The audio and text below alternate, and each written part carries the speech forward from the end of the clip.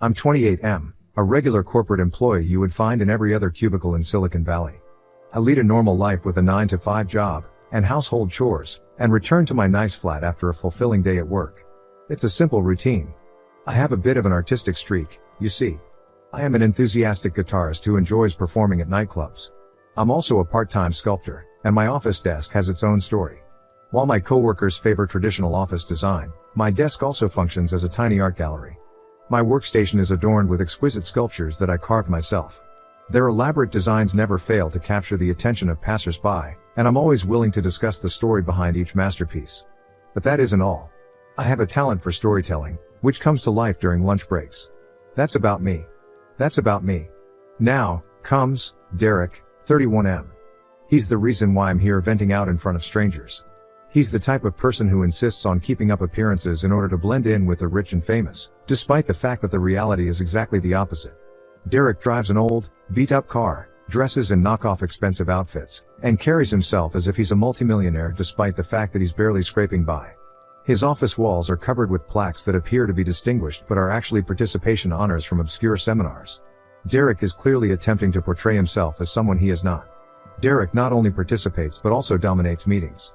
He dominates debates with self-aggrandizing displays and long rants. Colleagues frequently become lost in the maze of his ego. Now you'll be wondering why on earth I am writing so much about myself or about Derek. Well, the point of talking about my and Derek's personalities can make you understand my story better. Everything was going pretty well. Yes, Derek's presence was a little annoying for all of us at the office because of the dirty office politics he plays against almost everybody. But still, I had always been maintaining a good distance from his negative presence. Until a time when our working lives turned upside down. It was the promotion time of the year and we've been waiting for a promotion announcement. It's more than simply a career move for me because I had worked really hard for it. But for Derek, it's just another step toward his ambitious goal of world control. To him, the promotion has nothing to do with my efforts or the genuine value he can provide to the role. It was like his birthright, and he was willing to go to any length to take advantage of it. The issue worsened when the CEO summoned Derek to the stage and appointed him as the new senior manager of innovation. He sweet-talked the boss and manipulated the seniors to get the promotion. The room grows silent, and I stand there, astonished, as the promotion that should have been mine slips through my fingers. Derek, on the other hand, was standing there with a smug grin on his face. Derek's vanity was on full display as he took the microphone and delivered a self-indulgent acceptance speech that had everyone in the audience rolling their eyes. Meanwhile, I stood in the corner, reflecting on all those sleepless nights spent grinding my SS for the success of this organization. My dreams have been destroyed, and I have no idea how I will handle this scenario in my next projects. Because of Derek's cold and nasty behavior, I'd scarcely ever spoken to him. But now I have to physically address him like a boss and explain all of those prospective projects to him. Not only do I have to listen to his workplace gossip and chit-chat, but I also have to bear his office politics. I hope after becoming senior manager he starts taking work seriously. Amidst all these, I have a friend Sarah, 26 FO, who always has my back at the office. She approached me with empathy in her eyes, ready to support me in my time of need. She cheered me up and motivated me not to lose hope.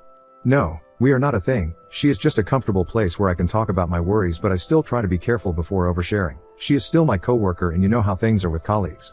That's why I'm here, where I can speak my mind without the fear of any backfire. I know office politics is real and happens everything, and I'm not unique at this position, yet it feels so terrible, right? That you work hard for the whole year and someone climbs up on your shoulder just by bootlicking the boss. I hope my prior verbal encounter with Derek about his bad behavior doesn't affect our future as a team. Derek was so happy about the promotion that he announced a big party in one of the most expensive restaurants. Well, let's see how it goes. I'll update the thread if anything significant happens. But if anyone has any tips/suggestions to navigate through this, would really appreciate it. Update 1. Derek's advancement to senior manager had a significant impact on our department. As I already stated, he wasted no time in establishing his newfound power and displaying his self-importance. The first indication of this was when he announced a grandiose promotion party to celebrate his success. Everyone in the office erupted in applause. Not that everyone was happy, but people know how to pretend in front of the new boss, but I couldn't bring myself to applaud his undeserved promotion. My rage and helplessness seemed overwhelming, but I knew I couldn't show it. Sarah, like me, was feeling the same way. We exchanged glances and continued to watch the other clowns sing Derek's praise song. So, when Derek announced the party and we went to celebrate, I assumed it was the only issue I had to deal with. I planned to express my wishes with a fake smile and then return home. But this guy had other ideas. The day following the promotion party, an email was circulated around our team in which our new star, Derek, stated that this promotion was a credit to the team's collaborative efforts and that it was a team win and that everyone should pay for the overall party expenses. It was an act of solidarity and teamwork, in his words. This was utter rubbish. I thought everyone would be against it, and we could easily complain to the management about it. But, to my surprise, the majority of the team members had already agreed to pitch in. I mean, this is ridiculous. Why should we pay for something which we have not signed for? It was his idea to host a grand success party for himself. If he was so keen to share his achievements, he should rather share his raise with his coworkers than extort money from us in the name of collaborative effort. When I brought this up with Sarah, she told me that Derek had been making grandiose and phony promises about new ideas that would benefit all of us on the team. I sometimes wonder how easy it is to do people when you have power. We all understood deep down that even though he was a senior manager, he didn't have the authority to implement any of those ridiculous changes in the office, but we all had to contribute to his victory celebration, including me. I don't know how I'm going to deal with him, but it is evident that I have to find a way to collaborate with him, even if the thought makes me sick. I have to work with him if I want to stay in this company. Update 2. Guys, it's not getting any better. I assumed I'd just have to deal with this guy from 9 to 5, but he had other ideas for me. I've always felt that our personal and professional lives should never be mixed. However, I suppose this individual feels that a man should have no personal life at all. Because I found myself working late into the night, unable to keep up with the extra job Derek had brutally imposed on me. It seems that Derek had decided that I am his go-to person for overtime and extra work, and he isn't taking no for an answer. My nights, which had previously been dedicated to exploring my artistic interests, were now devoured by the demands of the office. Guitar lessons and sculpting sessions have faded into the background, replaced with countless spreadsheets, reports, and conference calls. His demands are ridiculous, and it is evident that he is abusing his power to take advantage of my loyalty to the organization. My personal life is deteriorating, and I miss the days when I could pursue my artistic interests and relax with my friends. After another long day at the workplace, I received a phone call from my best friend. He'd invited me to join him and a few old friends for a jam session at a neighborhood bar, which we used to do on a regular basis before Derek's promotion-induced work pressure took over my life. Derek was working from home that day, so Sarah suggested she finish one of my unfinished duties while I went to the party. She watched my exhaustion and frustration as I juggled my work and home duties. I felt such a relief to reunite with my friends and my music for the first time in what seemed like an eternity. I almost forgot about my miserable office life and the villain of my life, Derek. When the jam session ended, I couldn't help but think about the duties I'd left unfinished at work that Sarah had to finish. When I returned home, I was feeling restless with the thought that I couldn't let Derek's power play take over my life outside of the job. I wanted to go back to the bar and play more, but I had work on the next day. It was obvious that balancing my job and personal interests would be difficult, but I don't know why I felt I couldn't allow my artistic spirit to wither away. The next day, I woke up determined not to compromise on my personal life even if it meant defying Derek's ridiculous expectations. I left early for work so that I could talk about it with Sarah. Not only had Sarah arrived early, but so had Derek. Derek began ranting at me as soon as I walked in, telling me how the last report had been escalated because I had requested Sarah to do it on my behalf without Derek's authorization. Sarah was already sobbing and apologizing in a corner. It took me a moment to grasp the gravity of the situation. Sarah had missed a minor detail in the report which led to its escalation. Sarah and I wanted to double-check the filed report, but Derek was not a listener. He dismissed our request, insisting that it was my fault because I had left on my typical 9 to 5 office time schedule. He claimed that my extra hours were required to fulfill his lofty ambitions. Derek's purpose became increasingly clear: make himself appear good at whatever cost, even if it meant jeopardizing the well-being of his team members. I think I have to just forget about living and enjoying my personal life if I want to sustain in this company. I know a lot of you suggested that I switch the company. I know it's an easier fix, but the thing is I have worked for 5 years in this company and I don't want to leave it just because some jerk feels entitled to exploit me. I want to stay and prove my mettle.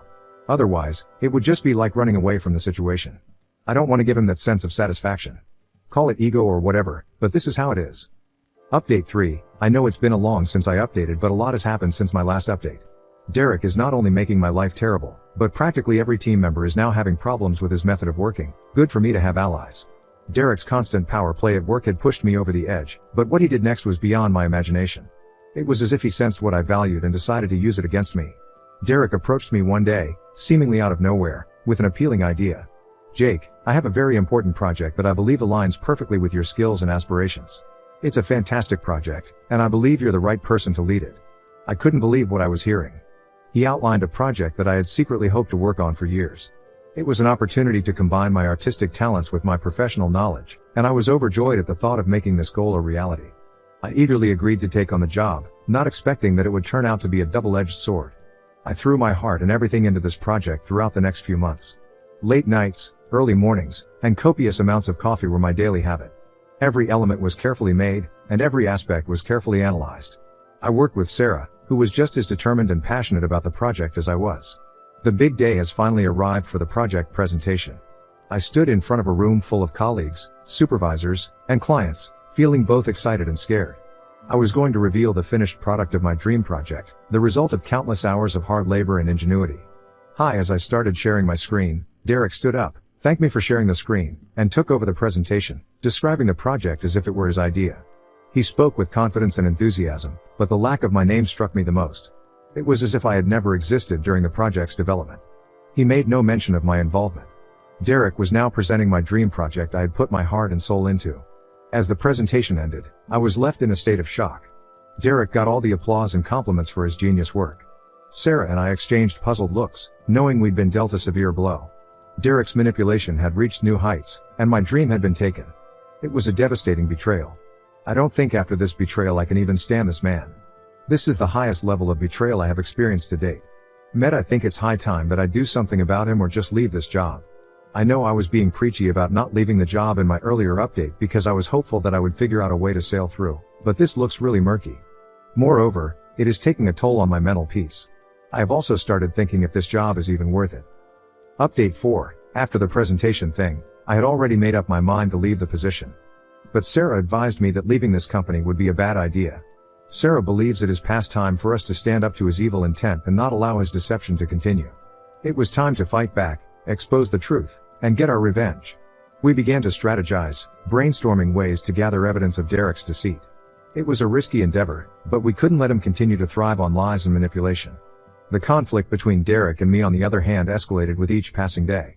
He continued to display entitled and narcissistic behavior without remorse. He reveled in my setbacks, taking every opportunity to humiliate me. He made a mockery of my ideas, took credit for my work, and openly belittled my efforts. The workplace became a toxic environment, and the tension between us grew daily. But I kept quiet because the first step was to gather concrete evidence of Derek's deceit. Sarah and I decided to team up. We started our mission by meticulously documenting every interaction, conversation, and piece of correspondence related to the dream project. Every email, chat log, and document was archived, and we even began recording our conversations with Derek whenever possible, all while staying discreet and cautious. Sarah and I were diligent in our efforts, gathering a trove of evidence that showcased Derek's manipulative tactics and arrogance. We documented every instance of him taking credit for our colleagues' achievements and undermining their efforts. It was essential to build an airtight case against him.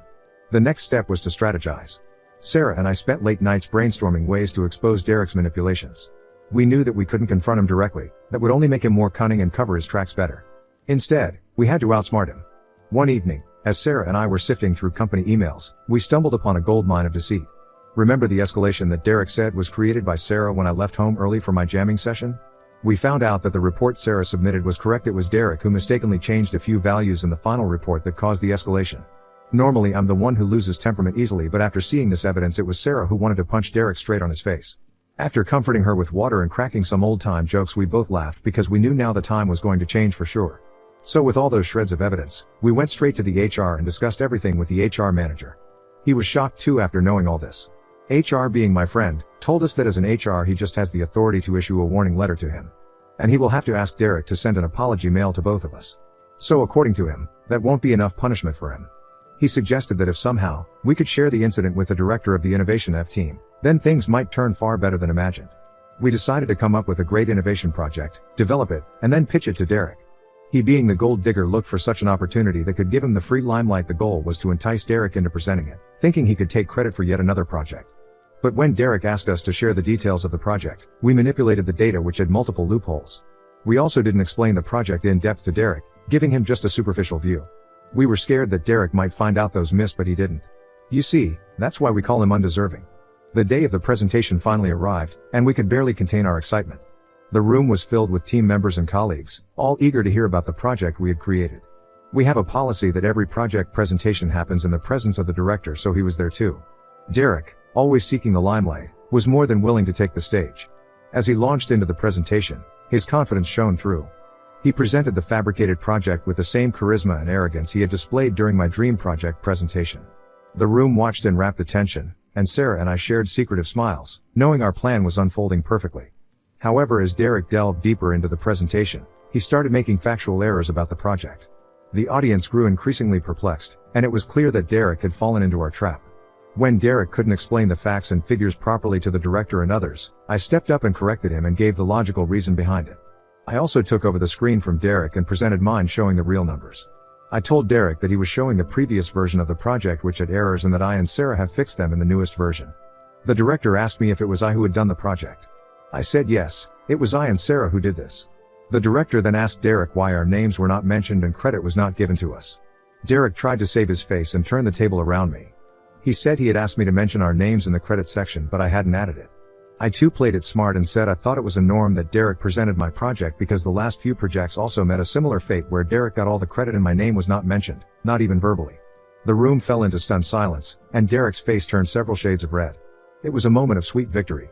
Our revenge was not only a public humiliation for Derek but also a moment of redemption for my dream project, which had been wrongly stolen from me.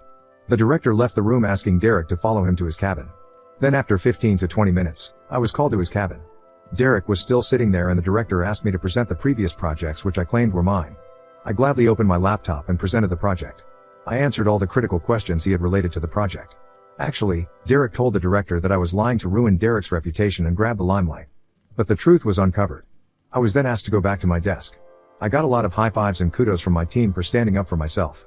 The next day Derek didn't show up at work. My HR friend told me that he has sought work from home as there is an ongoing investigation against him on the charges that he manipulates others' work. The authorities have also got other complaints against him. SA has also complained about him regarding that data manipulation escalation.